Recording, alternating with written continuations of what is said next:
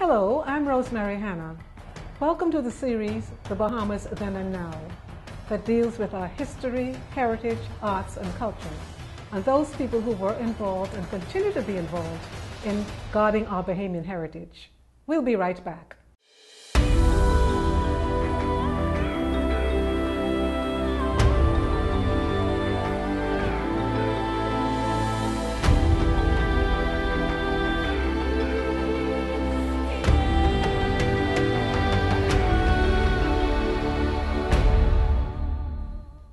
Our guest today is Dr. Philip Rahming, a Fox Hillian, an educator, and a minister of the gospel.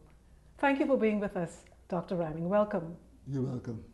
Tell us about growing up in Fox Hill and your childhood there. I was born in 33. That's the days of the Depression.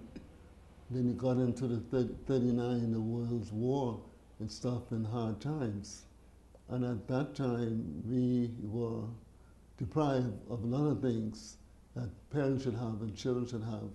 And we stuck with the church, our grandparents and our parents, and the church was everything to us. And so therefore we learned to have manners, because what made us move forward then was manners. What makes us move forward now is another M, money. And we listened to our parents and we just followed. We know that Fox Hill was one of the areas that was established for Africans, one of the 4 areas in New Providence. Tell us what were the tribes and the different people that lived in Fox Hill and the boundaries, because I think they have little towns within Fox Hill. Yeah, as far as I could remember, you had the people coming from Africa, and they were generally the Nangas or Yorubas and the Congos. But being in another land, they had to sort of come together, and they came together under the name Fox Hill. Now, Fox was the man who the government gave some land to, 23.5 acres, and we live in that total area there. And the Congos, who were considered the low-down ones, they lived to the west, and the Nangas lived to the east near the parade, the center of attraction, and that's where we sort of moved. Now, history needs to be further, I think, looked into, because I grew up believing that where the monastery was Fox Hill. I was told by a priest that they found a fox there, etc., and that's Fox Hill. But looking at it again, the industries, they began by Creek Road. Where is Creek Road? By St. Anne's Church. Okay. By St. Anne's Church. And you go south. And when they went south, you know, and we believe the hill that the government gave, the land that the government gave to Mr. Fox was in that area there, and they called it Fox Hill. Okay. And during the time after he was there, Judge Sunderland's came in, white, and the mulattoes in the area, they tried with him to change it from Fox Hill. Because they didn't want to be called under a black man's name before a white man's name, Sunderland rather than Fox Hill. But they didn't make out. That's why sometimes I also hear people talking about Sandilands Village. Where is Sandilands Village compared to Fox Hill? It's the same, the total the area. Same thing, yes. Yes. See, and then again, when we grew up at my time, we didn't like the word village, but it sounded too backward. You see, and when they brought up in the area there, they brought geriatric, and they brought what we call the Crazy Hill, and they brought everything up there. You see, now you can't say Sunderlands anymore, because a teacher from Sunderland's primary school went downtown to teach, and they said, "Teacher, where did you come from?" "I came from Sunderland's." And the kids say, "Oh, she's from Sunderland's, she's from Sunderland's." From the Crazy Hill. Tell us about the Fox Hill Day celebrations, how that all came about. I know when I was a child, we always looked forward to coming up to Fox Hill for Fox Hill Day. That was an exciting time. Tell us about that. You gave us the name Fox Hill Day. We were Party Day.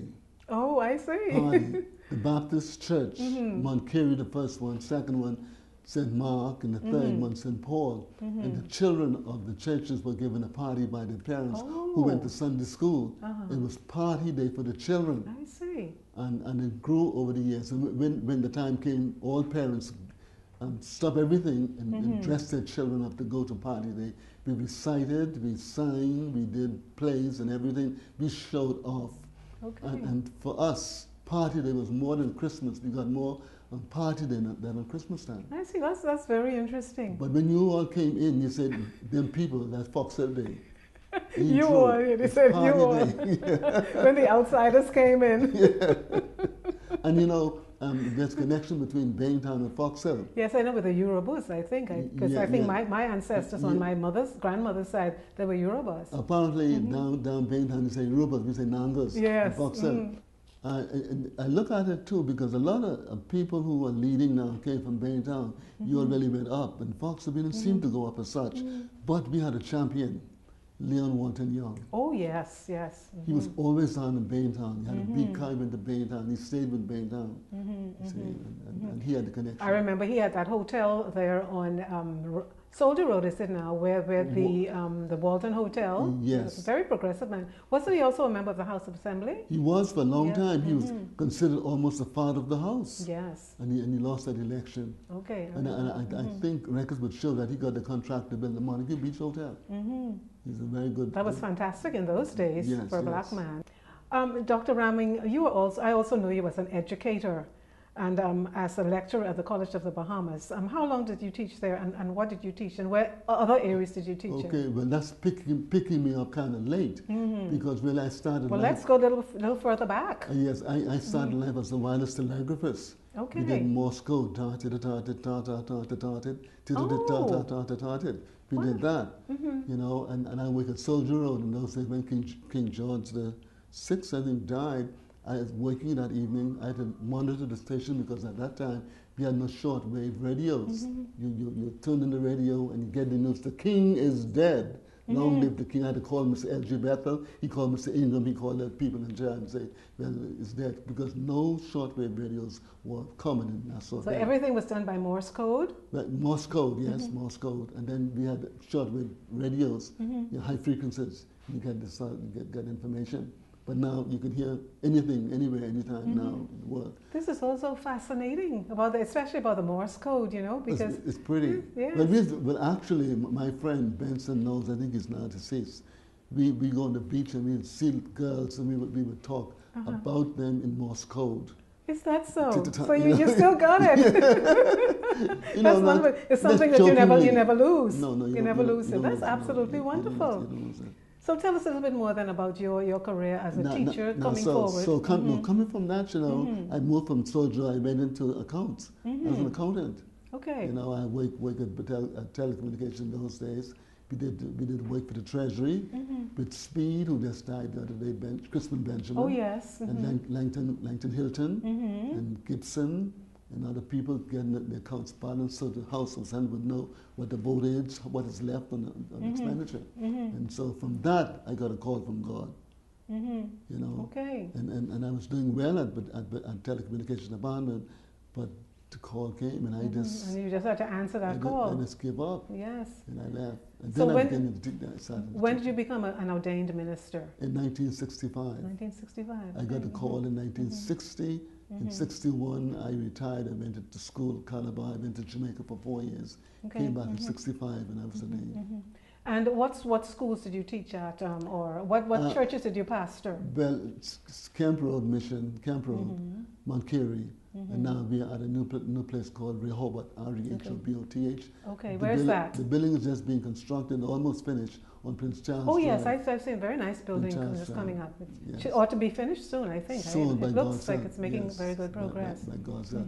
So when we came back from Calabar, Carlton Francis, who was my teacher, my mentor, he sent me to the BTC, Bahamas Teachers College. But before then, I was teaching at our Baptist school. Prince Williams? Yeah, Prince Williams in Jordan, and then I taught at Air Valley School too. I taught there. And then the College of the Bahamas at one point. And then it became COB. At Air Valley School, I met the pastor of 5 Porches, you know, and Sebastian Campbell, who's now Canon, there. And we met Robert Ari Cooper at Prince Williams and Pinder, Dr. Pinder, St. Mark's Baptist Church, and a lot of persons who came, who were not preachers, we were able to encourage. Could you just tell us a little bit about your ministry at Mount Carey Baptist Church in Fox Hill? We were doing well at Mount Carey, but the time came when I put it, the Lord wanted me to move. And we had a sort of a quake in there. Gone. You know? but you know, I left Camp Road, went into Southern Baptist Theological Seminary, where I furthered my education, and I got my master's in. When was that? That was in 1969. Okay. After majority rule. The majority rule came. I was with Dr. Brown, the first chaplain of the House of Assembly, and in '69 we went over to Southern School, and we got a master's in divinity and postgraduate degree, master's in theology. And I came back. Then I became the president of the Christian Council. You know, and at that time I was the longest-serving president. I had 2 terms as president and 3 years as vice president for that period. And I served with the Baptist World Alliance. And we went around the world because every year we meet in different countries of the world in order to encourage our Baptist brothers wherever they are. Apart from your being a minister of the gospel and an educator, I don't think a lot of people know that you're also a cultural activist, and that you wrote the national song of the Bahamas. So let's talk about that a little bit more after the break. You're watching the Bahamas Then and Now. This episode is brought to you by the Private Trust Corporation Limited, Dungalik Studios, and Easy Light Native Charcoal.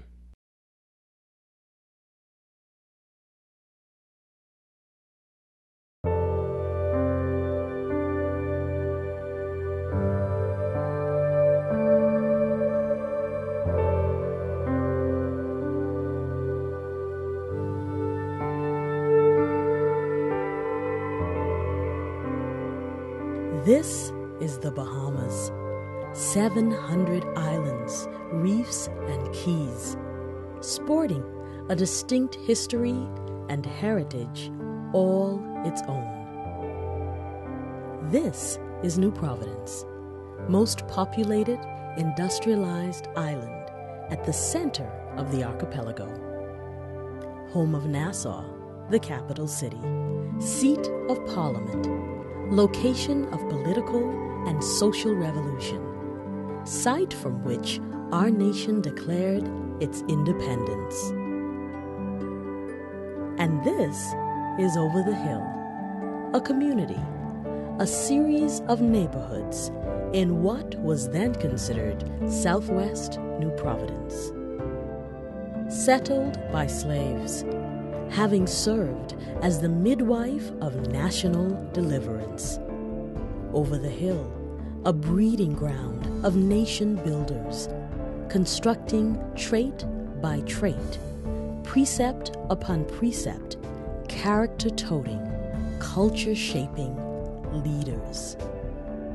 Over the Hill, where independence was born, where the naval string of Bahamianization is buried, where Junkanoo got polished. Over the Hill, where sense and sensitivity were kneaded into the dough of children's souls, where people reverently genuflected to the image of God in every man. Over the Hill. East Street, Market Street, Blue Hill Road, Baintown, Grantstown, Anderson Street, Augusta Street, DeFort Hill, McPherson Street, Over the Hill, McCullough Corner, Hay Street, Glinton Square, where? Mason's Addition, Jail Alley, Lewis Street, Over the Hill. The Coakleys, the Smiths, the Johnsons, the Blydens, the DeStoops, the Grants, and the Coopers, the McPhersons and the Pindlings, the Allens and the Winders. Over the Hill. The Hannahs, the Bostricks, the Burnsides, the Bethels, the Walkers, the Enuses, and the Thompsons, the McCartneys, and the Gibsons. Over the Hill. What if we went back and dug into the soil of our glorious past? And what if we studied the roots and found the patterns of Bahamian unity and success and progress and superimposed those on the social ills of Little Nassau, the social ills of the Bahamas in general. What would happen? What would happen if we really understood where we came from? Our heritage is not ghetto. Our language is not profanity. Our resolution is not violence. We are Bahamians, kings and queens, gentlemen and ladies, athletes and warriors in every sphere, geniuses and priests, artists and leaders, and much of it started over the hill.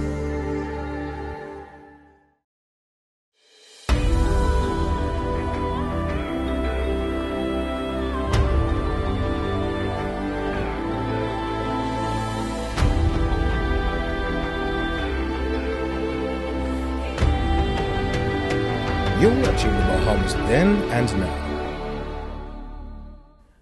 Welcome back. Our guest today is Dr. Philip Rahming. Before the break, Dr. Rahming, we were talking about your being involved in the cultural affairs of the country and your writing of the national song and also the pledge of the Bahamas. Tell us about that, please. In 1962, Jamaica became independent. I was a student there, and I was a part of the ceremony. And I was tickled to death and challenged when I found out that the national anthem was written by Hugh Sherlock, a Methodist minister. And the thought came to me, you know what? When we become independent, I would like to write the national anthem.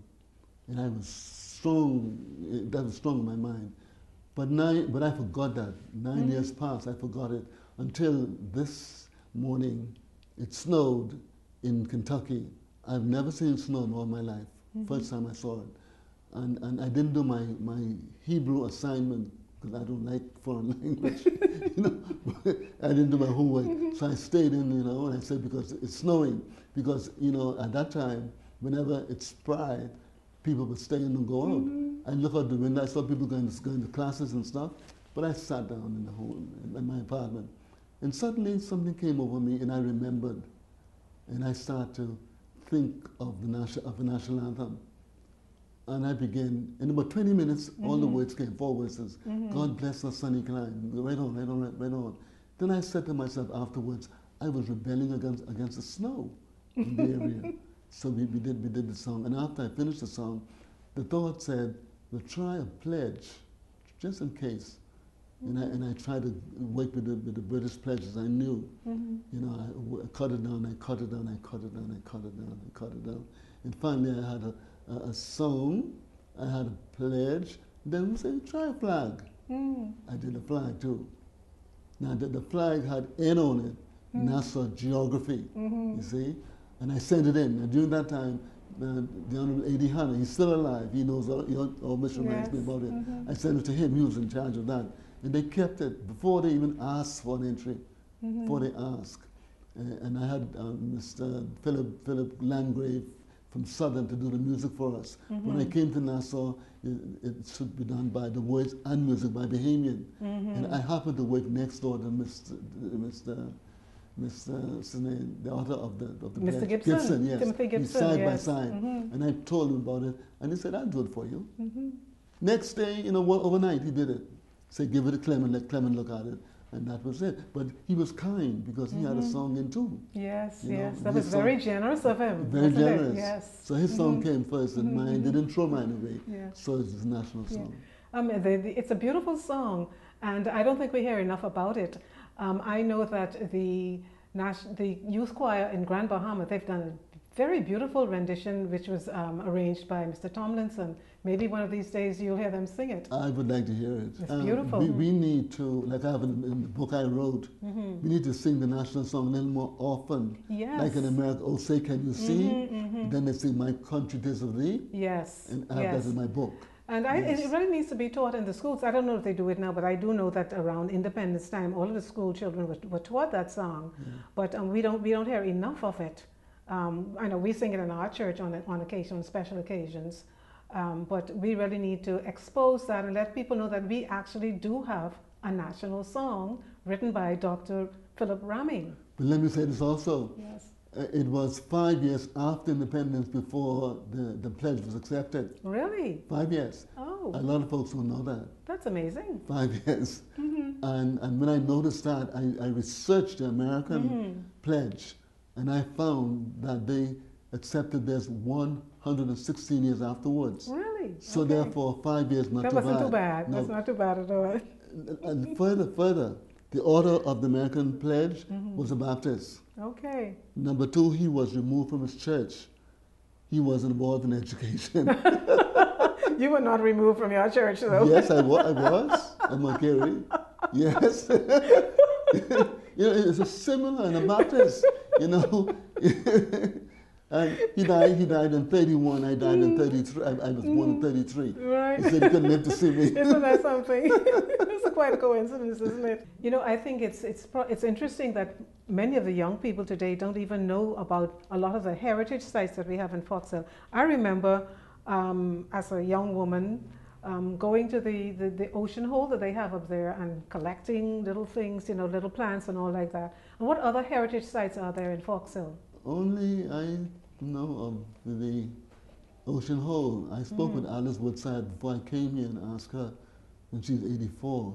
You know, and she What said, about the Blackbeard's Tower? What was that all about? I oh, think that's there's a spread little- up east, owned by the Morrison. That's almost knocked down now. Oh, I see. Blackbeard's Tower up there.